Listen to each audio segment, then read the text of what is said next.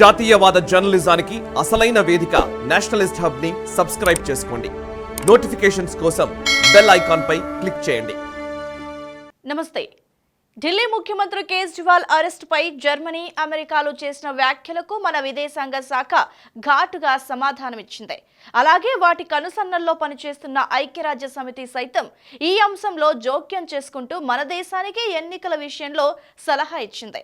Kejriwal arrest నేపథ్యంలో మన దేశంలో జరగనున్న సార్వత్రిక ఎన్నికల్లో తగిన జాగ్రత్తలు పాటించాలని ఐక్యరాజ్య సమితి సూచించింది. అయితే ఐక్యరాజ్య సమితి మన ఎన్నికల విషయంలో ఎలాంటి వ్యాఖ్యలు చేయటం విడ్డూరంగా ఉంది. ఐక్యరాజ్య సమితి పేరుకు మాత్రమే ఉంది. తన ఉనికిని అది కాపాడుకోలేకపోయింది. దేశాల మధ్య ఘర్షణలను నివారించటం, ప్రపంచంలో ఎక్కడా యుద్ధాలు జరగకుండా చూడటం, శాంతియుత వాతావరణాన్ని నెలకొల్పటం ఇవి ఐక్యరాజ్య సమితి స్థాపనోద్దేశాలు. అయితే ఆ సంస్థ ఏర్పడిన నాటి నుంచి తన బాధ్యతలను నెరవేర్చిన దాఖలాలు ఏవీ లేవు. కనీసం ఉద్రిక్తతలను తగ్గించేందుకు కృషి చేసిన దాఖలాలు కూడా లేవు. దేశాల మధ్య యుద్ధాలు సంభవించినప్పుడు శాంతిని పాటించాలంటూ ఒక ప్రకటన జారీ చేసి ఊరుకుంటుంది. ఐక్యరాజ్య సమితిని ప్రపంచంలో ఏ దేశము పట్టించుకోవటం లేదు. వియత్నాం, ఇరాక్, ఇరాన్ యుద్ధం, ఆఫ్ఘన్లో అంతర్యుద్ధం ఇలా చెప్పుకుంటూ పోతే ప్రపంచంలోని వివిధ దేశాల్లో జరిగిన ఘర్షణలను నివారించడంలో ఐక్యరాజ్య సమితి పూర్తిగా విఫలమైంది. ఇక ఇజ్రాయెల్, హమాస్ల మధ్య, ఉక్రెయిన్, రష్యాల మధ్య యుద్ధాలను ఐక్యరాజ్య సమితి నివారించలేకపోయింది. సమితి ప్రధాన కార్యదర్శి ఆంటోనీ గుటెరెస్ పాలస్తీనాలోని గాజా ప్రాంతంలోని పరిస్థితిని కళ్లారా చూసి మానవీయ సాయాన్ని తక్షణం అందించాలని, ఆహారం, ఇతర సామాగ్రి సరఫరా గాజాలోని అన్ని ప్రాంతాలకి నిరాటంకంగా జరిగేలా చూడాలని విజ్ఞప్తి చేశారు. అయినా ఎవరు పట్టించుకోలేదు. తాజాగా అంతర్జాతీయ న్యాయస్థానం ఈ విషయమై ఇజ్రాయెల్కి ఆదేశాలు జారీ చేసింది. ఐక్యరాజ్య సమితి ఆదేశాలను ఏ దేశము ఖాతరు చేయటం లేదనటానికి ఇంతకన్నా నిదర్శనం ఏం కావాలి? అటువంటి సంస్థ మన దేశంలో ఎన్నికల ప్రక్రియ సజావుగా, సక్రమంగా జరుగుతుందని ఆశిస్తున్నట్టుగా ప్రకటించింది. మన దేశంలో సార్వత్రిక ఎన్నికలు క్రమం తప్పకుండా జరుగుతున్నాయి. ఇప్పుడు 18వ సార్వత్రిక ఎన్నికలకు దేశం యావత్ సిద్ధమవుతోంది. ఈ తరుణంలో భారత్లో ఎన్నికలను ఎలా జరపాలో, ఎటువంటి జాగ్రత్తలు తీసుకోవాలో ఐక్యరాజ్య సమితి సుద్దులు చెప్పటాన్ని ఏమనుకోవాలి? గడువు ప్రకారం ఎన్నికలు జరిపించకుండా మొత్తం అధికారాన్ని తమ చేతుల్లోకి తీసుకుని రాజ్యాంగాలను మార్చివేస్తూ అధికార పీఠాలపై శాశ్వతంగా తిష్టవేస్తున్న సైనికాధికారులు నియంతల జోలికి వెళ్లకుండా ప్రపంచంలో అతిపెద్ద ప్రజాస్వామ్య దేశమైన మన దేశానికి సలహాలు ఇవ్వటాన్ని ఏమనుకోవాలి? ఇజ్రాయెల్, రష్యా, పాలస్తీనా, ఉక్రెయిన్లలో వేలాది మంది ప్రజలు ప్రాణాలు కోల్పోయారు. ఈ మారణ హోమాలను నివారించలేకపోయిన సమితికి భారత్తోని అంతర్గత పరిస్థితిని గురించి మాట్లాడే హక్కు ఎక్కడిది? భారత్లో జరిగే ఎన్నికల్లో ప్రతి ఒక్కరూ స్వేచ్ఛగా ఓటు వేసేందుకు తగిన వాతావరణాన్ని కల్పించాలంటూ సలహా ఇవ్వటం సమితి దుస్సాహసం కాక మరేమిటి? కొద్ది రోజుల క్రితం భద్రతా మండలి తొలిసారిగా ఇజ్రాయెల్ దళాల దాడులు ఆపాలని కోరుతూ చేసిన తీర్మానంపై అమెరికా ఓటింగ్లో పాల్గొనలేదు. మొత్తం 15 దేశాల్లో 14 దేశాలు ఈ ఓటింగ్ లో పాల్గొన్నాయి. అగ్రరాజ్యమైన అమెరికాకి ఇజ్రాయెల్ ఆప్త దేశమన్న సంగతి యావత్ ప్రపంచానికే తెలుసు. అగ్రరాజ్యం హోదాను వెలగబెడుతున్న అమెరికాను ఎందుకు ఓటింగ్ లో పాల్గొనలేదని ఐక్యరాజ్య సమితి ప్రశ్నించిందా? ఆ తీర్మానంపై విటో చేయకపోవటమే గొప్ప అన్నట్టు సమితి ప్రధాన కార్యదర్శి గుటెరెస్ వ్యాఖ్యానించారు. ఇలాంటి సందర్భాల్లోనే అగ్రరాజ్యం స్పందించాలి, లేకపోతే దానికి ఆ హోదా ఎందుకు? ఈ విషయమై చెప్పేవారెవరు? భారత్లో ఏ చిన్న సంఘటన చోటు చేసుకున్నా స్పందించే దేశాలు అమెరికాను ప్రశ్నించలేవు. అలాగే ఆర్థిక రంగంలో అమెరికాతో పోటీ పడుతూ అగ్రరాజ్య స్థానంపై ఆశలు పెట్టుకున్న చైనాలో సైతం మానవ హక్కులు అధ్వాన్నంగా ఉన్నాయి. చైనా, రష్యాలలో అధ్యక్షులుగా ఉన్న జిన్పింగ్, పుతిన్లు జీవితకాల అధ్యక్షులుగా కొనసాగేందుకు రాజ్యాంగాలను మార్చేస్తున్నారు. ఐక్యరాజ్య సమితి ముందుగా తన బాధ్యతలను నెరవేర్చే భారత్ వంటి దేశాలకు సలహాలిస్తే సమంజసంగా ఉంటుంది. అయితే ఐక్యరాజ్య సమితికి భారీ మొత్తంలో నిధులు అందజేస్తున్న దేశాల్లో భారత్ కూడా ఒకటి.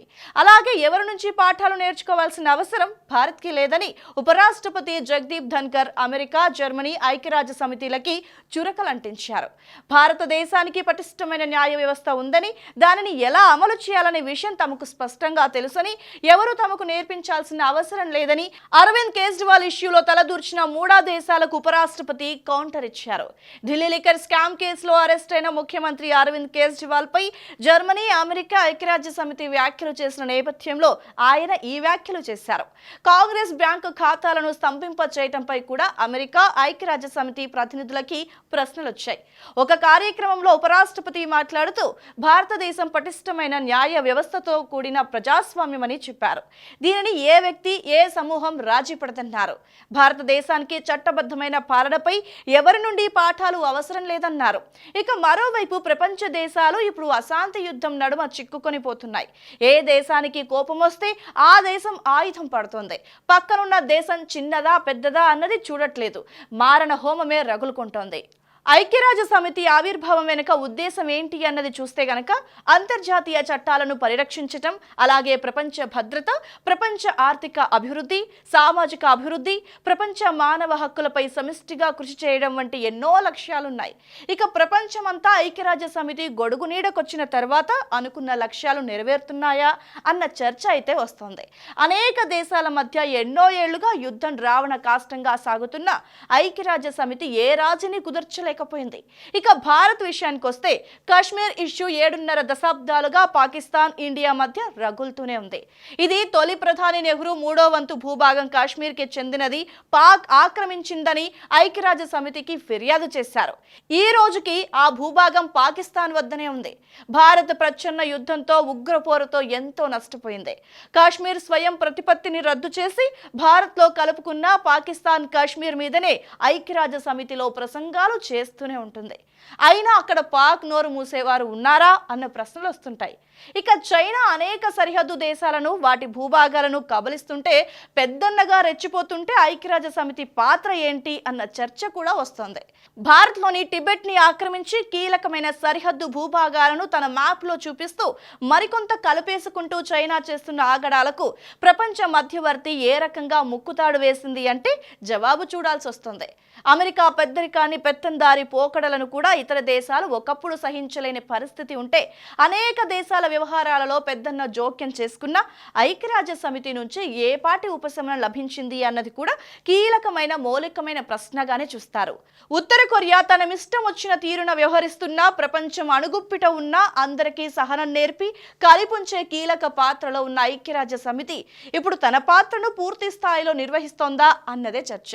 ఏదేమైనా ఈ రోజు ప్రపంచ యుద్ధం అంచులలో ఉంది. యుద్ధం శరణమంటోంది. మరి ఈ ప్రపంచంలో అందరి వద్ద అణువస్త్రాలున్నాయి. ఎవరి మాట ఎవరు వినే పరిస్థితి లేదు. ఎవరికి కోపం వచ్చినా ఈ భూమి సర్వనాశనం కావటం ఖాయం. మరి ఐక్యరాజ్య సమితి క్రియాశీలకంగా వ్యవహరించాలన్నది శాంతి కాముకుల మాట. అలాగే దేశాల మధ్య యుద్ధాలను ఆపటంలో ఐక్యరాజ్య సమితి విఫలం అవుతుందనే విమర్శలు మాత్రం అధికమవుతున్నాయి. అసలు ఐక్యరాజ్య సమితి రద్దు చేయాలనే డిమాండ్స్ కూడా కొన్ని దేశాల నుండి వినిపిస్తున్నాయి. ఇలాంటి ఐక్యరాజ్య సమితి భారత్ విషయంలో జోక్యం చేసుకోవటం హాస్యాస్పదంగా ఉంది. ఈ వీడియో మీకు నచ్చినట్టయితే లైక్ చేయండి, 10 మందికి షేర్ చేయండి. అలాగే కామెంట్ల రూపంలో మీ అభిప్రాయాలను మాతో పంచుకోండి. Nationalist hub group of channels ను సబ్స్క్రైబ్ చేసుకుని తెలుగునాట జాతీయవాద జర్నలిజాన్ని ప్రోత్సహించండి. ఈ వీడియో కింద ఉన్న బెల్ ఐకాన్ పై క్లిక్ చేయడం మర్చిపోవద్దు.